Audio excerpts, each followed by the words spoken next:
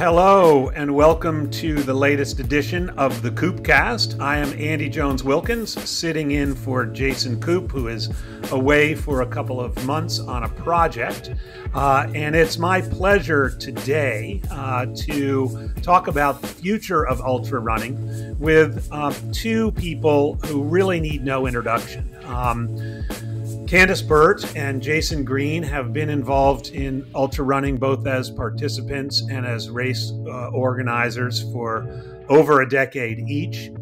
They bring incredible experience, expertise, style, and magnetic charisma to the sport. And I value them as members of the community and also value their participation in this podcast. So Candice and Jason, welcome.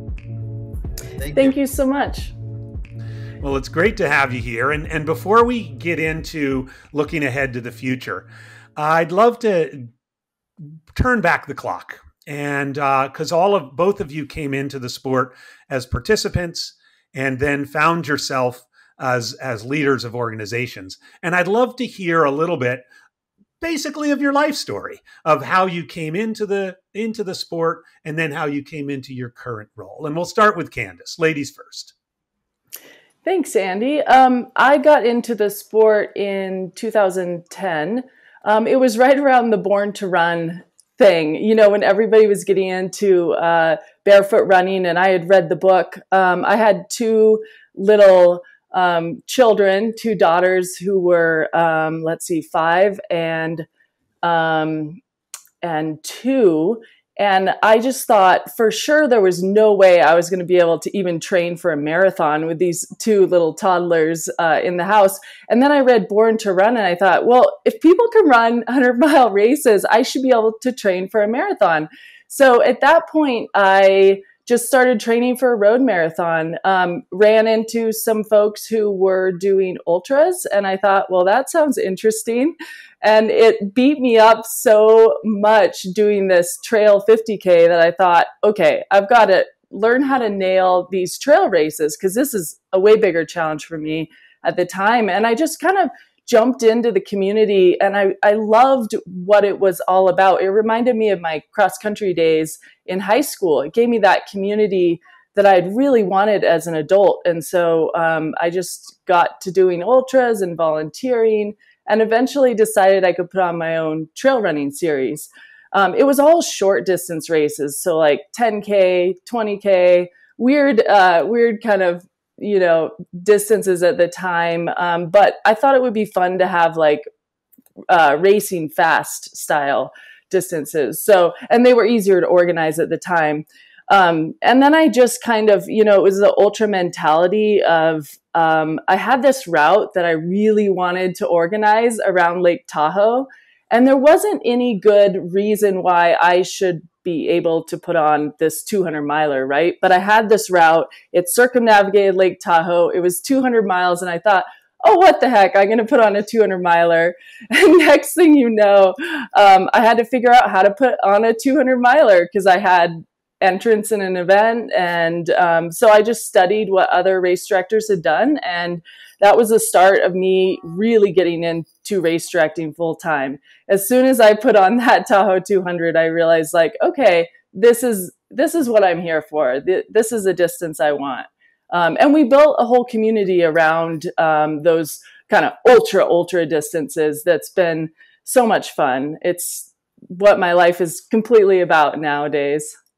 Yeah, and why not? Why just have one when you could have like 4 or 5 or who knows how many you're going to end up having? But yes, I think it's safe to say, Candice, that you are the queen of 200 milers,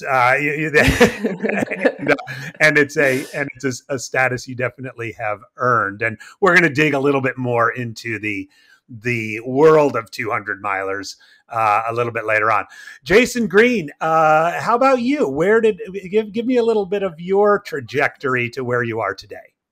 So just like Candice, I ran cross country and loved it, and was in the booze business and traveled the world picking up beer brands, and had stopped running for quite some time.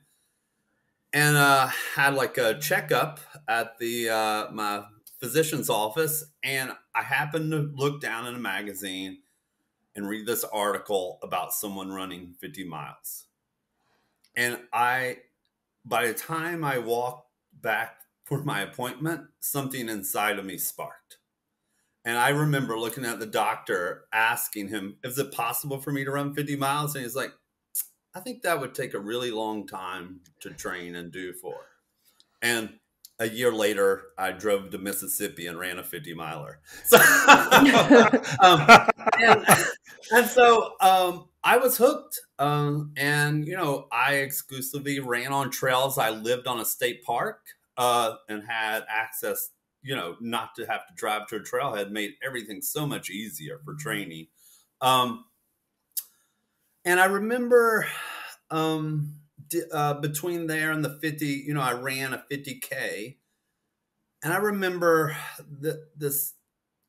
I felt like ultra running really woke something up inside of me.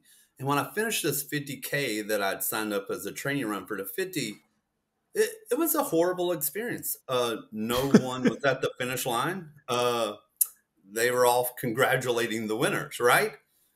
And I was like, how disappointing, you know, because I'm from like a skateboard culture where everyone is valued and, you know, everyone is somebody, right? And I was like, how can something that speaks to my soul so much suck so bad, right? Like, how can the people suck so bad? So I, like I said, lived on trails. I opened up my garage and invited people that I started meeting over. And it just snowballed. And I actually found out that most of ultra running is like myself, and we value community and each other, and it was welcoming. So, you know, those races I just said aren't around anymore. So, you know, and I think that was the intro to all of this, and you know, as you know, trying to carry the flag for ultra running.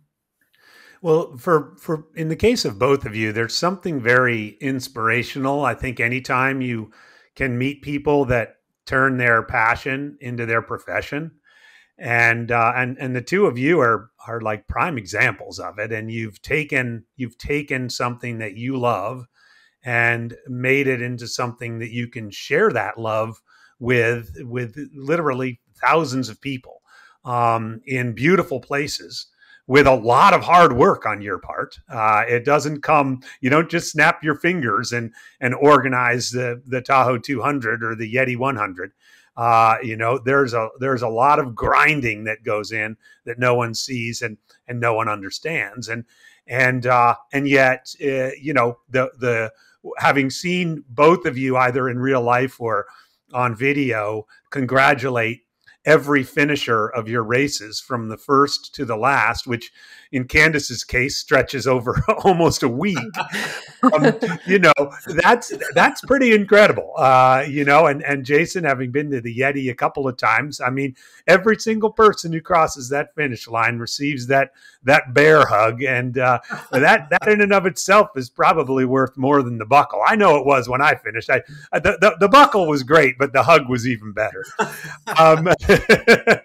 So shifting into a little bit more into the present, our sport and you and I and many of us who've been part of you know, building the community, it's been a little bit of a slog since 2020 when COVID hit. And I know both of your organizations did what you could to put events on. I think even the two of you did a East-West Challenge virtual event, didn't you? Where it was the Yeti and the Destination Trail East-West Challenge. That was awesome. It was just a kind of a clever idea when we're all just sitting in lockdown. I thought that was pretty cool.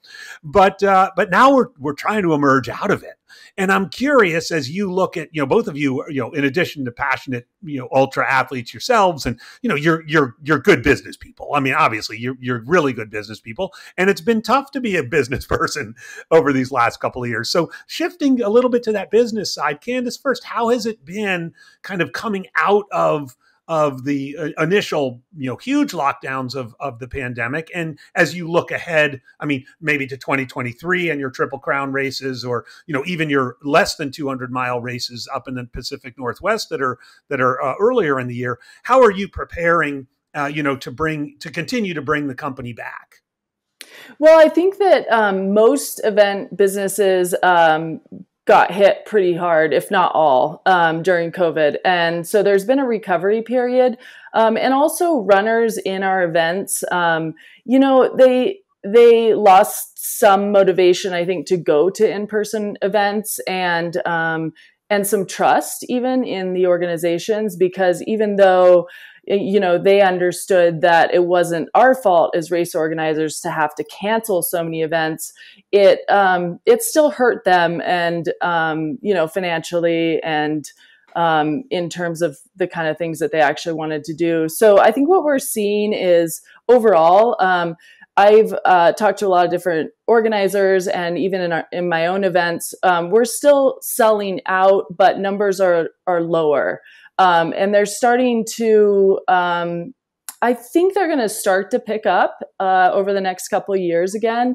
But we did see kind of a downturn in terms of the numbers of runners. And we also, part of that for me is like some of my shorter distance events, we just couldn't even open them even last year until a few months before the event itself. So we just have gotten so far behind and out of practice even. And I know for me, and I'm curious for Jason too, what he has to say about this, but I lost some really key employees. I think the stress of having to deal with the cancellations and then people being upset, and we just felt like we let a lot of people down, and we were still doing the best we could. And some of those employees maybe didn't make as much money as they would have had our business continued to increase the way it was pre-COVID. So hopefully it'll be a recovery period in the next few years. Yeah, I've seen both with for-profit and nonprofit race organizations really being challenged with volunteers too. Like just having that 1 year hiatus. That 1 year hiatus almost gave the volunteers permission to like bail on the race. I think of my friend Clark, who runs Grindstone down in Virginia. I mean, he really was struggling for volunteers this year. So I do think it's a recovery, but it's a slow recovery. Another interesting note: have you guys noticed this? We're going much deeper into wait lists. Those races that have wait lists, we're getting people dropping out even as late as a couple weeks before the race, whether it's for travel or illness or what have you. I think that's an interesting trend we're seeing. Jason, how about you? I mean, I will say you were one of the first. You were able to stage Yeti in 2020 in September in the pouring rain on a modified course. I was there. I'm still chafed from it 2.5 years later. But you modified the course, right? So you could control the aid station stuff. But I mean, people were psyched to be out there, even though it did pour rain for 14 hours. How has the Yeti recovery been, from 2020 to now? I have to tell you, that was the worst time, like going into unknown, right? Like what regulation, it was just horrific, right? And it's been a challenge, just like Candice said. Like I finally are seeing people that kind of stopped running, that were a big part of the community during the pandemic. I'm finally seeing a lot of those folks come back to the community, right? They found their purpose again, right? I mean, Jesus, the pandemic and this lockdown and this financial just crushing blow that was happening during COVID, just left a lot of us who, like depressed and I think now a lot of folks in our ultra community are coming out of that, and we thank goodness have been built a pretty good network of community and support for those, and we've had good luck about having people come out and volunteer and say thank you for supporting me during COVID. So but I will say, running the numbers, I think in the next year or two, you'll see a lot of those folks that quit running right in the pandemic are starting to filter back, right? And we'll build the community much stronger than it was. And I've been lucky. our numbers still stay strong.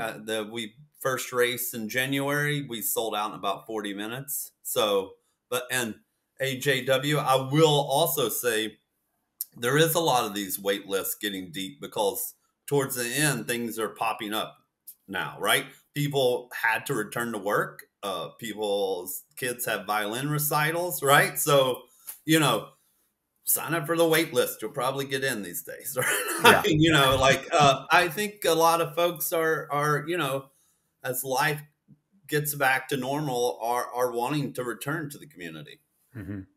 Well, as an observer of both of your organizations and you and the two of you in particular, I've been very impressed. You often say, a person, you best judge a person in how they manage through a crisis, right?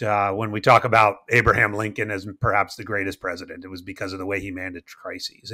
And the two of you were able and are able to kind of manage the crisis with maintaining your positive attitude that you're both known for, your attention to detail, your organization, and kind of just a can-do attitude. We're going to do this.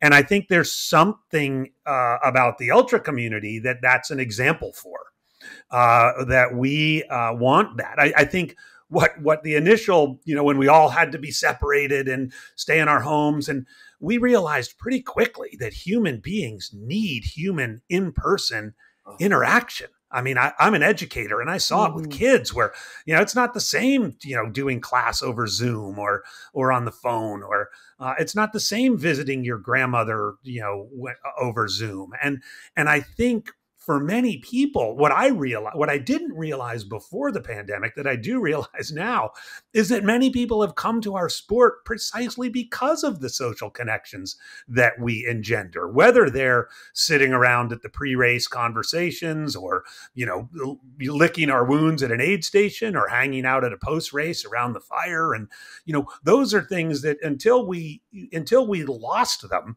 we probably took them for granted. Whereas right now, I think I would argue that probably some of the reason that your events continue to thrive is because that's always been your focus.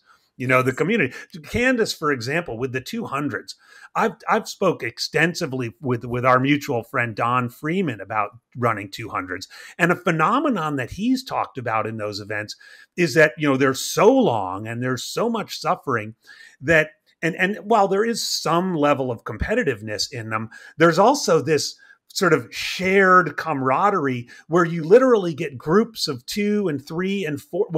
Groups will just group up and group up for hours and hours and run together and wait in aid stations for one another. And by the end of it, they know their kids' birthdays and, they're planning to get together for the holidays and so forth. I have to ask, because Don wondered this as well. Is that like part of your master plan, or is that something that just happens in the course of an event that long? I think it's both, really, because when I first started doing hundreds, I ran the Zion 100, and I did not have a pacer or anything, but I ended up grouping together with these guys, and we had the best time. We ended up, kind of making friends for life. We check in with each other about how we're doing. And one of the guys was going to drop at mile 50, and we had all gotten off course. And we're like, no, come on with us, it'll be fun. And he just joined us and was like, okay, and ran another 50 miles. So it's like when you have that motivation of people around you, keeping you company and being kind of a team like that, it can get you through many, many miles. I mean, we've all done it, right? You start talking to somebody and you're like, whoa, 10 miles have gone by. So in a 200, I think that's pretty important. And I tell people there's a lot of people who come in with no pacers, no crew. And I say, that's great, because you're going to meet a whole new set of friends and be able to, run with them. And part of it, the fun of that too, in 200s is, you're going through a lot of nights, and most people aren't going to want to do that completely by themselves. So it's a pretty cool feature, I think, in anything really 100 plus. Yeah, and it seems as though it's something and the neat part about it is it's not pre-planned. It's not like it's not like a team event, right? Where the three people have to stay together or something. It just evolves organically, which is something I think that's a special gift that kind of a thing does. You've been out there 60 hours. It's like, oh man, I'm just going to stick with you, man. If you sit down, I'll sit down. If you take a nap, I'll take a dirt nap. Jason, while you don't do any 200s for some reason, but I will say that, one of my first races back from the pandemic was Candice's Bigfoot 43, right? And while the world seemed to be chasing FKTs, I really wanted to be with people and have an adventure, right? And this is why I always tell people, like, that Bigfoot 43 is the perfect race. You get to run the Lewin Trail, meet a bunch of people, and have the best food at the end. And it was awesome to feel that again. To feel adventure with friends, right? Like, it's always fun. And to make a finish line. So, and I think Jason, you've got a 200. Is it this year that you're organizing? Yes. So we're only allowing a few people, and it's just like an intro to 200s. It's not it's just to see if you may like it. Is it going to start and finish at your garage? Well, it does run the original course of our original race.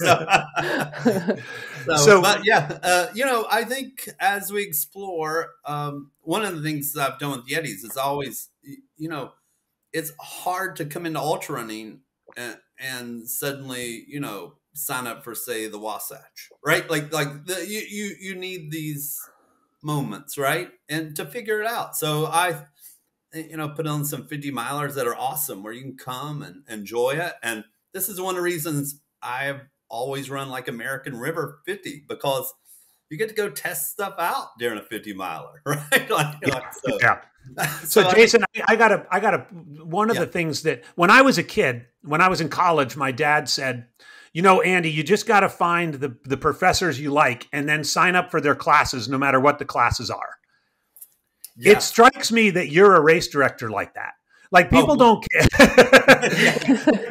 people don't care. They don't care where the race is, how long it is, what the weather's going to be like. It's like, oh, Jason Green's running that race. He's the race director. I'm going to sign up for it. Well, I mean, how do you do that? This is a very, people ask me this question a lot. And when I was 13, I put on a legal skateboard contest behind a Chevron in Bristol, Virginia, right? Didn't ask the guy permission. I just put it on. And I'd written myself these rules for the skateboard contest, like this kind of diagram. And I still remember handing it to my mom. And she handed it back to me. She's like, this is all awesome, but you're just going to get 13-year-old boys at your place, So she made me rewrite it. So I have it in a frame, and I still value those rules are still applied to every race that I put on. So I love it. it. So that's how I just have fun, be community, and maybe the person who wins the race doesn't really win the race, right? I remember at the skateboard contest, it was the person who learned to drop in that day that won, right? So maybe it's the person in our community that has struggled the most to get there to the starting line and finishes. That's who we celebrate at my races. Candice does a great job at celebrating people, her race. And I think that's what we need to keep the ultra community, that vibe, right? All of us together. Yeah. Well, and I know that both of you, we've over the years, maybe on Twitter or something, with both of you and me, we've had sort of side conversations about things like Ultra Runner of the Year and a lot of these things. And I think both of you are more inclined towards I'm more interested in the most inspirational person of the year, or Tom Green coming to Yeti, and finishing, I think you seem to be, and I have, unfortunately, my role in the sport, I kind of have to straddle both of those things. But you, the two of you are like unabashedly like, we're about the community. We could care less who gets Ultra Runner of the Year. Yeah. Well, it's true that I think Jason and I really do share a value that from first to last, everybody's kind of equal to us in terms of, the importance. So like at the 200s, the last person gets a human arch formed for them and really gets like a much bigger welcome into the finish line than the first person even. And in fact, we schedule our award ceremony for an hour before the cutoff so that we have hundreds of people there for when the last people come in. And then as they're coming in, we're just cheering. Like it's just this roar of, for an ultra marathon anyway, roar of cheering for these last runners who have been out in some cases, 113 hours. So, and I know Jason is exactly the same way. I always say I am more interested in the story and the grit, and like you said, inspiration than I am about how fast you are. I mean, fast is cool, but a lot of that has to do with your kind of the build that you have. Are you built like a runner or not? But I want to see like, what has somebody gotten through? What have they overcome? That's interesting to me. Yeah. The loneliest place to be, except if you're at Western States, is to win a race. It's just me and you at 1 a.m. It's very true. It's very true. I always tell the winner, come back, go home, update your blog, take a bath, come back. You guys are reminding me of something. It's worth noting because I think you're cut from this cloth. John Groban, who's been the race director of Wasatch, the only race director Wasatch has ever had. He's famous for a couple of things. One is that he has a 10-minute pre-race briefing. It lasts 10 minutes. He demands that it's in person. And at about the 8-minute mark, he says, oh, and one more thing. We know that there are probably a lot of famous runners out there that are running this race. We're not going to introduce any of you. That's awesome. It's like the total opposite of, calling the top 10 up and all of that stuff that, the big fancy races do. So, I mean, I do think as those things that you do, though, celebrating with the human arch, intentionally creating the award ceremony for an hour before the final finisher so that you are guaranteed to have people there.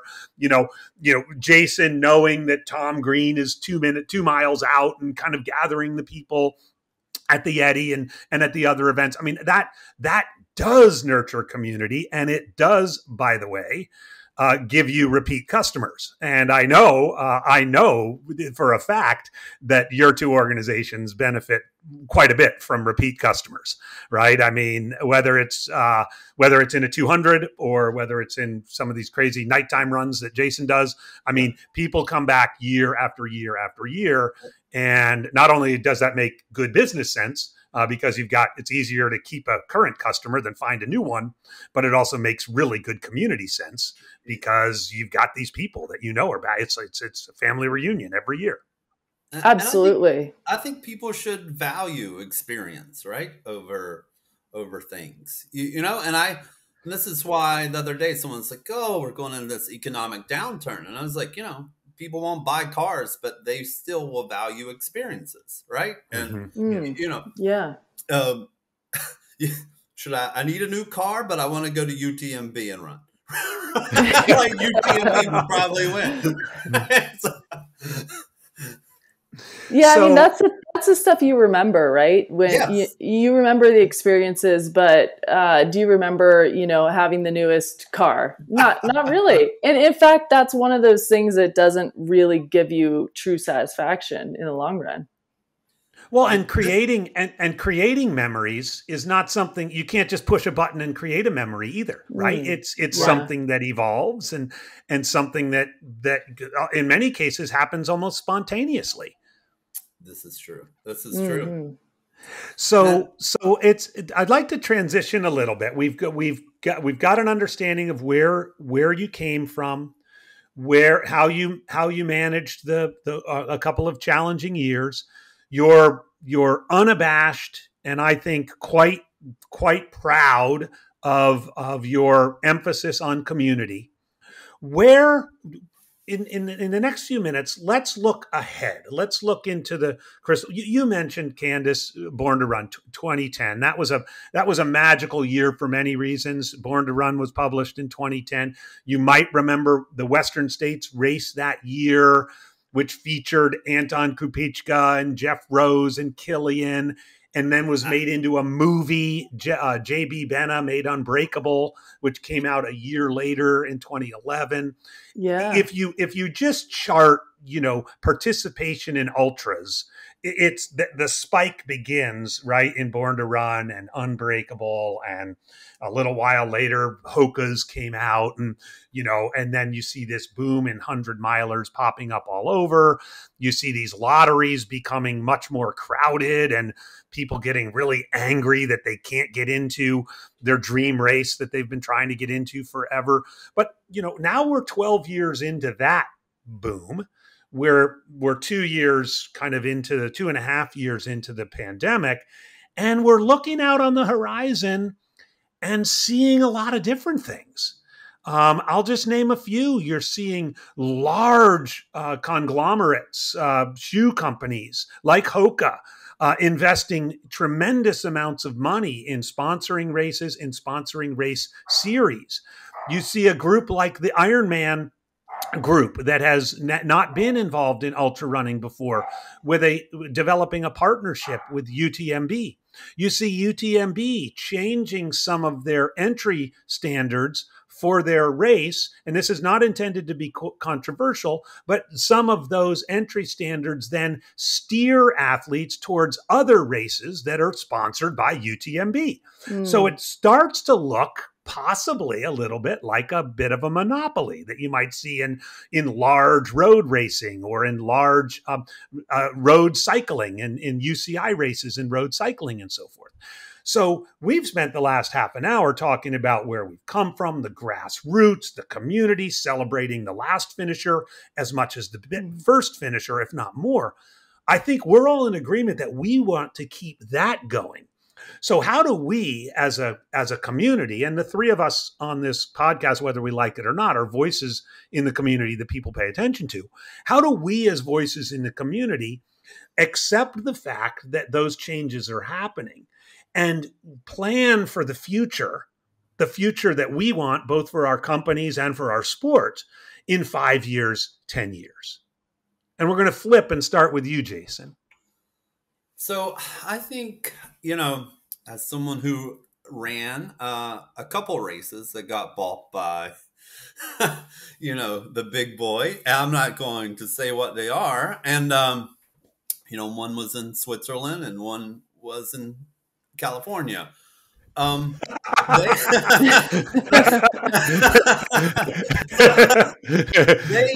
And so the savvy listener is quickly going to Ultra Sign Up right now. I will say that, I wanted to see, what if they had more to offer. I will tell you, the feeling of the race in Switzerland, and I had done it prior 3 years earlier, was so much different. So the aid stations felt like paid employees, right? And whether you like it or not, like you show up at Candice's race, you show up at the Yeti race, the volunteers are so deep rooted in the community. And at 150, 100 plus miles, you don't have connections with Jason or Candice. You have them with these key volunteers that helped you finish. These big races lack all of that whole vibe and feel. They are just a race, period, right? And will they get big athletes because there's big checks? Absolutely. But what is that? 3.5% of the ultra running community? People still in ultra running will value these small local races and events that are community driven, and we, skateboarding went through this. Someone who's been skateboarding their entire life went through the same kind of drama, and it doesn't really pay out. It's these skater-owned companies, runner-owned companies like Candice and I, who just grind and enjoy it, that will always be there and always be there. And I encourage people to go off and run CCC or something. You should. This is what you should do. It'll make you appreciate what you have in your backyard even more. Do you I'm sorry to interrupt, Jason, but I want to go down. Do you feel though, and I'm going to get to Candice's on this in a second, because as almost a pioneer of the 200-mile distance, you could almost be like, okay, where's that going to be in 10 years? But do you feel, Jason, that you need to do anything different than you did when you first started? Or is it part of it? Is it more just like, I'm just doubling down on doing my community thing? That's it. Like I said, I still will hold to these list of rules. And this is where I want people in ultra running need personal connections, not corporate connections. And they always will value that. And a lot of people in our community need the support of each other day to day, and we need to keep that valued. I'm not changing shit. I can't tell you that I would not run CCC or something like that. I think the course is amazing, but the vibe is kind of horrible these days. Like I said, the California race, it just felt, because, the buyout's happening, the RD has to be sucked there for 3 years or whatever's in the contract going on with them, and they're not the same RD, right? I've run this race. And they're not the same. They're just fulfilling a contract buyout. And to me, that's a shame. And as someone who doesn't allow sponsors at their races, right? This feels so corporate that it makes me not feel good. You start to lose connection with why you're out there and running. And, so I don't know. I think I think people want to run those races, and so if you get into ultra running, you have a dream of running UTMB, and you need to go to Mexico and run a stone race, or go run Ironman's race and what is Speed Goat they own now, right? I think you should do it, because but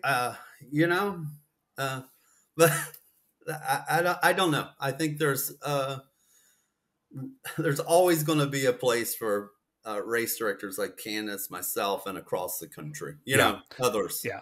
And I want to, before I get to Candice, I want to tell a story on Candice. I know you remember this. So I'm assuming the California race you're talking about, Jason, is Western States, which is, it's not Candice. Western States, as you know, as anybody listening to this, anybody knows me at all, that's been something it's a passion of mine. It's a race I love. It does have its issues and its problems, but it has tried over the years to walk the line of being big and being corporate and also valuing the community. But I remember, Candice, I know you're going to remember this. It was a few years back, as they were trying to manage their lottery size, right? They were really tightening up on their qualification races. And, they have some 100K races, but they mostly have 100 milers. And you very assertively sort of stuck your nose into it and said, these 200-mile races are really hard. They should be qualifiers. Oh, yeah. well, I'll tell you what, it was like a month later and they were qualifiers. I've been around Western States long enough to know that change is hard there. They're an old organization, and, sometimes in order to change the rules, it takes like 5 years. And here's this plucky race director of all these 200s, and she gets her races in there in a month. So I think I try. I will say something about Western States. We think of them as this old institution. They truly are on the forefront of transparency, gender, like everything. They try to, really, they really lead pretty well. You know what I mean? And a lot of other events look to them to see what's the standard in terms of, what should I do for these rules or, whatever it is. So I can't name another race that is as transparent as Western States, right? Yeah. And I think if that's it is an awesome goal. It kept me motivated for years in the lottery, and I still say it's the best race on the damn planet. Yeah. so switch, Candice, as a pioneer, especially in the 200-mile distance, but with your company and with your, you are unapologetic about where your loyalty is in terms of the community and building events around that and providing a first-class experience, right? Which is something you need, a first-class experience when you're 160 miles into a 200 and you need to sleep for a few hours, right? And that's a huge high priority, and it means 18-hour work days for you and a lot of your staff.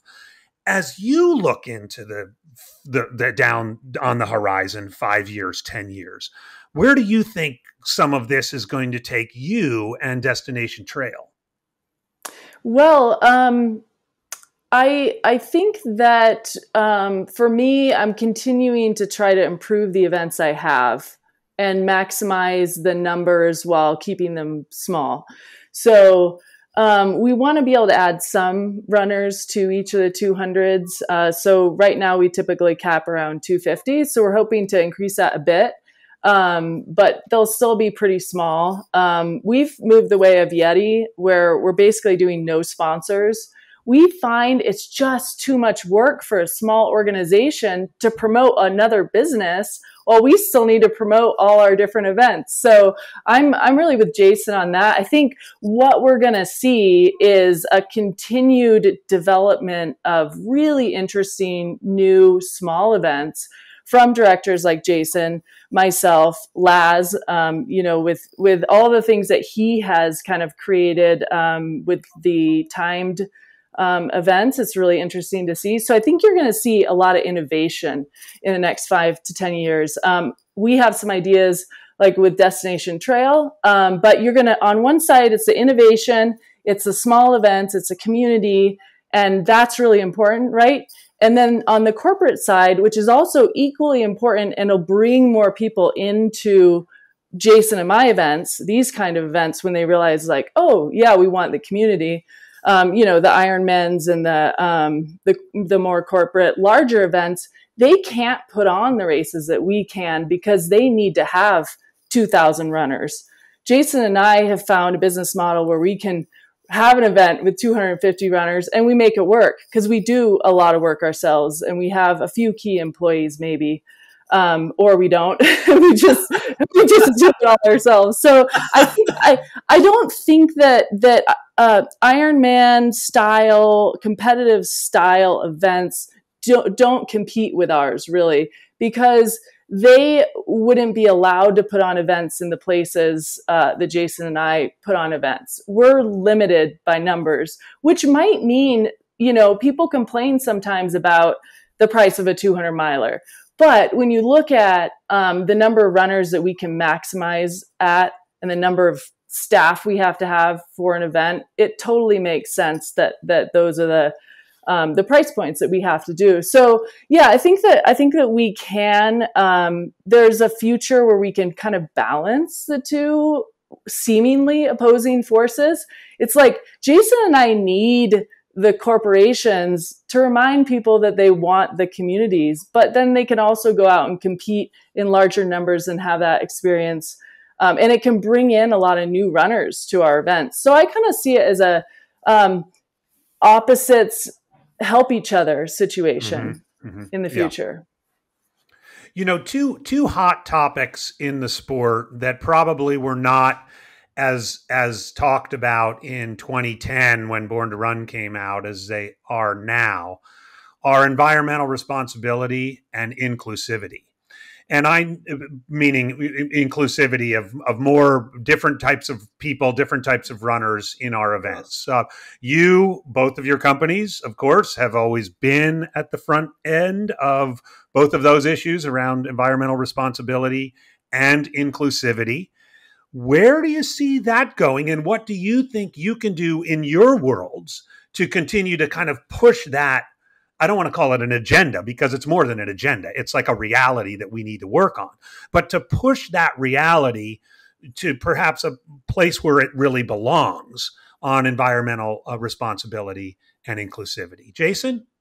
Yeah, with environmental responsibility, I think about it a lot. I think as we move forward, like instead of a medal, maybe we give someone that has something of use. Like it's at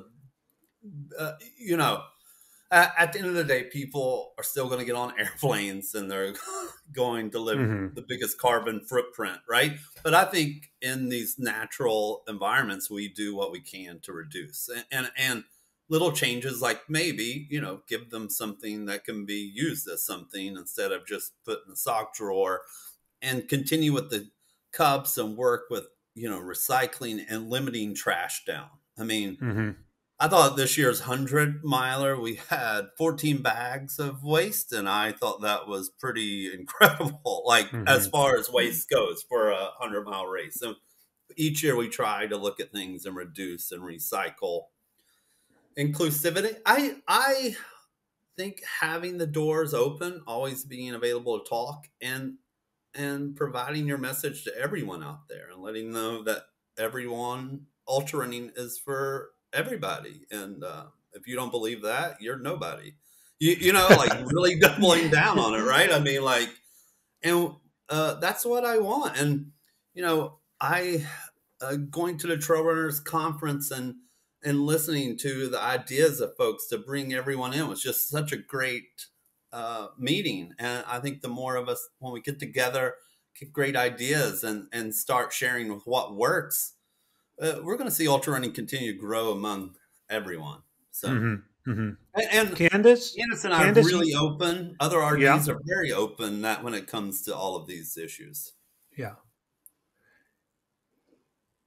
Candice, your events, especially your big 3 200s, and I suspect the new one that you're working on in Southern Arizona. I mean, all 4 of those are in pristine environments. I'm sure you burn a lot of midnight oil with your permitting agencies, and and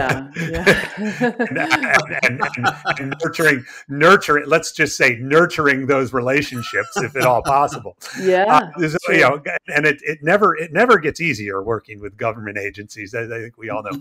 I mean, you're covering a huge amount of ground over vast, pristine areas through multiple use areas, state parks, national monuments, national forests, BLM land. How do you see, the role of environmental responsibility in your events and at the same time, as well as inclusivity? Yeah, I mean, I think it's really changed a lot over the years for us. As I've put these on, I've realized there's a lot of need for me to educate the runners. And then I learned that I had to educate the crew and the pacers as well to these leave no trace principles. And if anybody listening doesn't know about leave no trace, you should definitely check it out. But as a race organizer, it's essential that we, 1, leave the trail exactly as we found it or better. And 2, we are sharing that land with all the other users out there, nature and, the animals and critters that live on that land. So my job as a race organizer is to educate the runners, the crew, the pacers, anybody who may come out to that area, the volunteers, the staff, the photographers, as to what they kind of need to do and not do. So I often, in pre-race emails will sound kind of like a jerk because I have to give these people the rules. So we, for each 200 miler, a runner will get about 30 pages of emails, and we just go over stuff, and we send an email specifically to crew and pacers. And this is new over the last couple of years because I learned that the biggest issues we have are with crew and pacers. So it's incredibly important that could be as many people as runners out on the trail. We also teach people how to deal with their human waste. So number 1 and number 2, kind of how to do that on the trail or not do it, not leaving wipes, stuff like that. And then most exciting of all, what we've ended up doing is we do a double sweep of our courses. So Moab 240, we're double sweeping 240 miles. So we're actually sweeping 480 miles of trail. So I was out after Moab this year doing several sections, and my staff did several sections of race. And we had a whole sweep team right after the last runner. We still found stuff on the second sweep. So we're picking up any little bit of trash. You can tell what's from runners because it's like goo packets and, you know, beanie hats and stuff. So we're just picking up all that and just really making sure we don't leave anything. There's no way to get everything if you don't do 2 sweeps, unfortunately. Wow, that's a huge undertaking. 2 sweeps of a 240. I will say, anyone listening. So, listeners out there, if you're looking for some volunteer hours, give Candice a buzz for being one of the double sweeps. It's interesting you mentioned the crew pacers. Since I stopped running Western States, I've been volunteering every year, and when I talk to the race organizers, what they tell me is the biggest risk to their permit is actually parking. For crew. So crews go to these remote places and they're supposed to park, you know, and these government agencies take parking very seriously because they need to get fire trucks through. They need to, you know, have, you know, it's major business. And these agencies would have no problem saying, we're pulling your permit if you don't get these people to park on the right side of the road and 4 tires off the road or whatever it is. And so as a result of that, it was probably my fault for asking. I once asked one of these folks on Western States, you know, what is your biggest risk of your permit? And they said, well, parking. And so as a result of it, you know, be careful what you ask for. Every year I volunteer and park cars at dusty corners. That's an important job, as we know. So I don't get to watch the first 12 hours of the race, but I'm serving the race well by telling people where to park at Duncan Canyon. Yeah, this is training your crew as a runner is a big thing. And also, as a runner myself, I've come into aid stations, been trying to get something, and it's everyone's crew is in there, right? And it's this dynamic and really training your crew because, you know, your mama, she wants the best for you, right? Like she does. And she will run over whoever to take care of your ass, just like when you're a kid. So, you know, it's hard to rein that in. But as a runner, like train your crew. Like this is, you know, every year I'm like, don't go here. You can't park here. Guess what? I find someone there. Yeah. Right. And I have to say, this is called an unfair advantage. You know what I mean? Like, and they're like, what's that? And I was like, it's called cheating. So I will say, if you are running a long race or you're running a race, always go over as a runner with your crew where they need to be, what they need to do. And look at environmental conditions. Like at Western States on some of those roads, the grass might be pretty high on the side of the road. And say you have a hot muffler in a dry area, right? Like you should be aware of everything you want to protect and the lands that you're visiting and leave them for others to enjoy, like Candice said. This is the goal of this. And in Moab, we have the issue of the Forest Service and the Bureau of Land Management made it really clear that there's a lot of delicate little plants just off the road too that take forever to grow. And it doesn't look like it. If you're coming in from out of town, it just looks like the desert potentially. And so we have to be really careful exactly where people are parking. So those kind of things, you know, are good to remember, like park a little further out and walk in if you have to, but don't be parking, you know, don't be making a parking spot out there on your own. Like, not a good idea. And if you have, I'm for not having a crew, because you know what a crew will do? Yes, if your best friend or your mama's in the car, they're going to make you stop because you look too bad. That's true. They'll convince you to go on. Honey, it's time to come home. My mom would be like, please get in the car. This is too much for me to watch. I love some of these races over the years, like Angeles Crest and MMT back east. They've done like solo divisions where they'll sort of encourage you to go without a crew, and they make it really easy to use drop bags and things like that. I think it helps. So before we wrap up, one more thing. We've talked a lot about, where we are, where we came from, where we are, where we're going. Let's finish with since the title of this podcast is The Future of Ultra Running, what gives you, as we're continuing to crawl out of the pandemic, what gives you hope for the future of ultra running? What gives you that feeling of, in 2030, this is what I'm going to see? What gives you hope? Jason? I feel like the races this year, people were just so enthusiastic and overcome with love and emotion when they hit the finish line. Like, I truly feel like all of that's what makes me put up with all the bullshit emails and jump through late at night with the Forest Service person. It's like,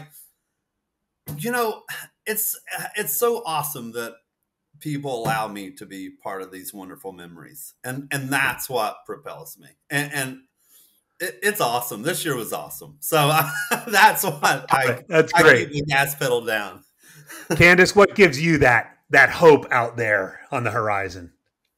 Well, definitely similar. This past year has been awesome. Really, just diving back into the events, and one thing I really love in the place I'm at the organization. You could say kind of like the top, but I get to have all these different businesses could kind of grow off of these race organizations. We hire a bunch of photographers, we hire videographers, we have food people, and so it's cool to see parts of the community and people from the community also able to make kind of a living off of ultra running. Because I think that's what a lot of our dream is to be able to do what we're passionate about. And so to see people coming out and being passionate about these races, whatever distance it is, and then also being able to support other small businesses within our small business, even down to the awards that we order. And I know Jason does this too. It's really cool. Some of the companies that he uses for his awards and stuff support other small companies. So I think being able to do that is really inspiring for me as a business owner. Oh, that's great. Well, I've got to say,